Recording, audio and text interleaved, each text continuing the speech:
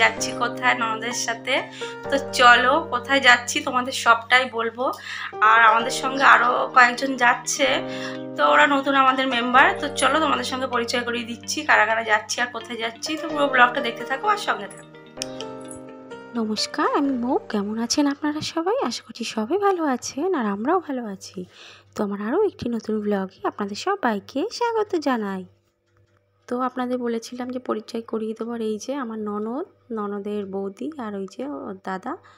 তো ওদের সবাইকে নিয়ে এখন যাচ্ছে হচ্ছে হনুমান মন্দিরে।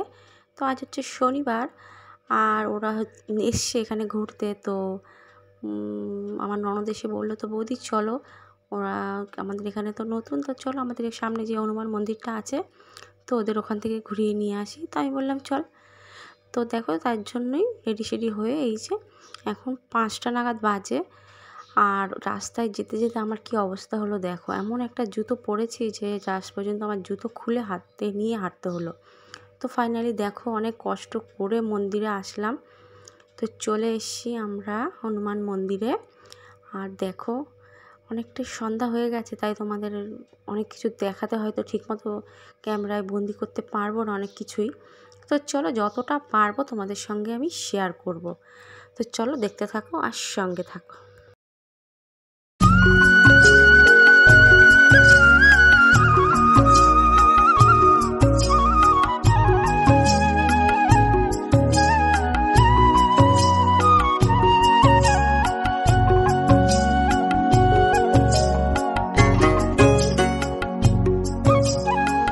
তো আমরা মন্দিরের ভিতর ঢুকেই তো প্রথমেই ভেবে নিলাম যে পুজো দেবো সবাই মিলে। তো চলো, আগে যখন আমরা একবার এসেছিলাম তখন না এই দোকানগুলো ছিল না, মানে এই ঠাকুরের প্রসাদ তারপরে ধূপকাঠি মোমবাতির এই দোকানগুলো ছিল না। তো এসে দেখলাম যে দোকানগুলো নতুন হয়েছে, তো বেশ ভালোই লাগলো। তো সেরকমভাবেই ধূপকাঠি মোমবাতিগুলো নিয়ে নিলাম, যেহেতু সন্ধ্যাটাও হয়ে গেছে তাই ভাবলাম বাড়িতে যখন সন্ধ্যাটা দিতেই পারছি না, তো এই যখন মন্দিরেই এসছি তো মন্দিরেই সন্ধ্যাটা দেখিয়ে দেব।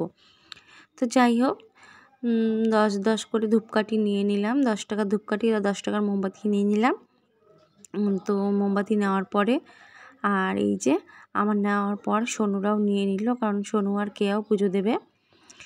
তো যাই হোক চলো আমি পুজোটা এবার দিয়ে দিই। তো চলো তোমরা দেখতে থাকো আর সঙ্গে থাকো, তোমাদের আশা করি ভিডিওটা ভালোই লাগবে। তো এদিকটায় সন্ধ্যা যত হচ্ছে তত দেখো লোকের ভিড় হয়েই যায়। তো আমি চলে এসেছি একদম পুরো মন্দিরের সামনেটায়। তো উপরটায় উঠে হয়তো পুজো দিতে পারবো না, কেননা আমি এসে দেখলাম যে অনেকেই সন্ধ্যা দিচ্ছে, তো এরকম বাইরের থেকেই দিচ্ছে। আর ওই যে ঘন্টা যখন বাজাতে হবে তখন ওই সামনে গিয়ে একটু ঘন্টাটা বাজিয়ে আসতে হবে। তো যাই হোক, সবাই যেভাবে করছে সেইভাবে তো মন্দিরের নিয়ম মেনে পুজো দিতেই হবে, তাই না? তো চলো আমি এখান থেকে দাঁড়িয়েই ঠাকুরকে নমস্কার করছি আর সন্ধ্যা দেখিয়ে দিচ্ছি। তো চলো, আর কদিন ধরে দেখছি যে তোমরা আমার ভিডিওকে খুবভাবে সাপোর্ট করছো, এইভাবেই আমার পাশে থেকো। তো ঠাকুরের কাছে দেখো আমি সন্ধ্যাটা দিয়ে দিচ্ছি। আর সন্ধ্যা দেখানো হয়ে গেলে এই যে ধূপকাঠি মোমবাতিগুলোকে আমি ওই যে ওই জায়গাটায় রেখে দেব। তো আমার পুজো দেওয়া হয়ে যাওয়ার পরে কে আর সোনু পুজো দেবে। তো চলো, আমার তো পুজো দেওয়া এইদিকে হয়ে গেল। তো ঠাকুরের কাছে প্রার্থনা করে নিলাম, সবাইকে ভালো রেখো আর আমার ইউটিউব ফ্যামিলিটাকে অনেক বড় করে দিও ঠাকুর। তোমরা আমার ভিডিওগুলোকে কদিন ধরে খুব পছন্দ করছো, তার জন্য তোমাদের সবাইকে অনেক ধন্যবাদ। এইভাবে কিন্তু আমার পাশে তোমরা থেকো। আর এইদিকে দেখো আমি ঠাকুরের কাছে চলে আসলাম, ঘন্টাটা বাজিয়ে দিলাম একটু। আর এই তো প্রণামী বক্সে একটু টাকাও ফেলে দিলাম। তো আমি যেখানেই যাই না কেন ঠাকুরের মন্দিরে এরকম আমি পয়সা দিয়ে আসি, মানে এটা আমার মন থেকেই চাই আর আমার ভালোও লাগে। তো তোমরা কিন্তু আমার পাশে থেকো সব সময়। আমি তোমরা তো আমার পাশে থাকবেই, আর আমি তার জন্য তোমাদের অনেক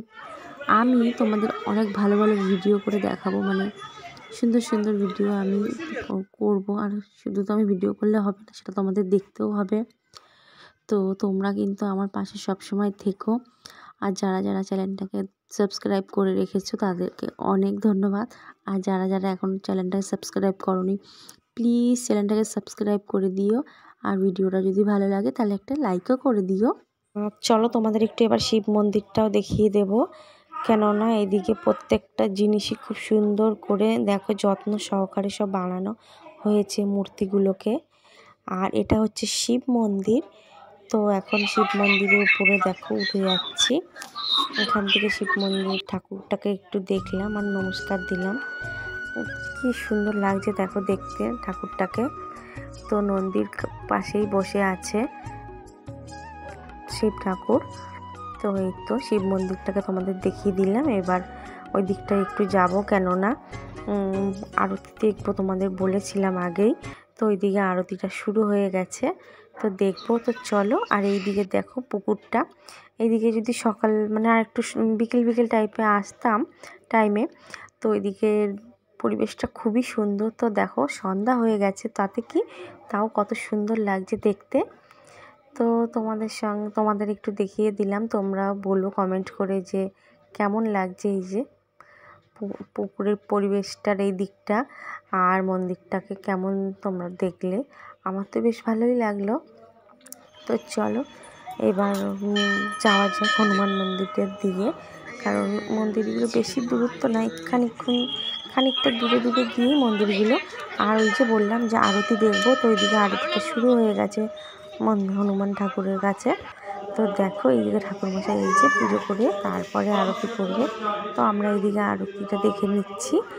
আর এরপরে ওইদিকে একটা রাধাকৃষ্ণের মন্দির আছে, তো ওটা দেখবো। তো ওইদিকে আরতি দেখার পরে আমরা ওইদিকে চলে এসেছিলাম। তো আমি আর কেয়াই এদিকে গেছিলাম, আর শনিবার ওইদিকে ঘুরছিল। অনেকটাই সন্ধ্যা টাইপের বেশ হয়ে এসেছিলো। তো আমি এবার বললাম যে চলো এবার বাড়ি যাওয়া যাক। তো ভিডিওটা আমরা এখানেই শেষ করছি। আর তোমাদের ভিডিওটা কেমন লাগলো আশা করি কমেন্ট করে জানিও। আর যদি ভালো লাগে তো একটা লাইক করে দিও। তো দেখা হচ্ছে আবারও অন্য কোনো ভিডিওতে। ততক্ষণ তোমরা ভালো থেকো, সুস্থ থেকো। আর আমার ভিডিও কেমন লাগে